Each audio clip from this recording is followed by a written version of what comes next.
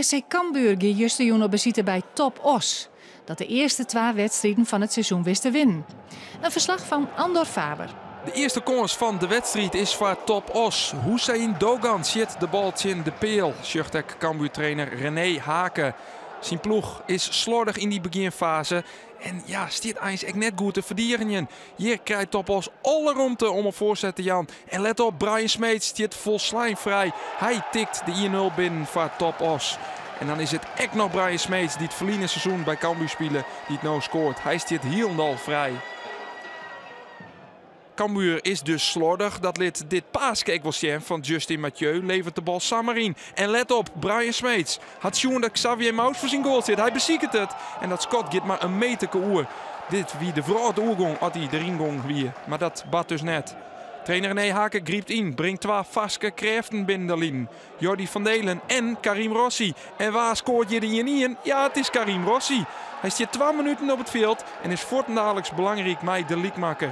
Hij krijgt de bal van Kevin van Kippersluis en shit de liekmaker binnen. De wedstrijd kan dan beide kanten op, maar het is Cambuur dat de wedstrijd beslist. Jordi van Delen met de voorzet en op een nij Karim Rossi met de 2-1. Wat is hij weer belangrijk voor zijn ploeg.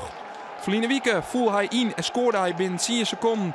En nu is hij dus ook weer dé man bij Cambuur. Top Os zet dan nog wel on voor een slotoffensief. En dan had Cambuur wel wat geluk, want hier is het Hussein Dogan die het in zit. En Emmanuel en Bende die de bal in houdt.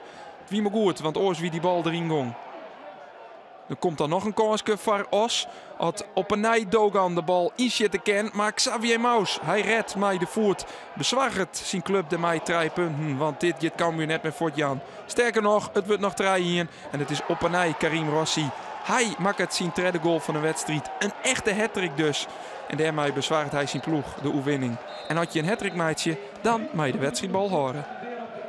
I'd say it's also a lucky day, you know, for strikers to score 3 goals doesn't happen all the time, and I'm going to really appreciate this moment, especially after the difficult moments I had last season. So it's a nice gift for myself, for everyone, and 3 points again. So can't be happier with that. Ik hou er niet zo van om spelers eruit te lichten, maar als je een hattrick maakt, dan ja, dat is toch altijd wel een bijzonder moment, denk ik. Maar dit was volgens mij ook een officiële hattrick, dacht ik. So, my ball.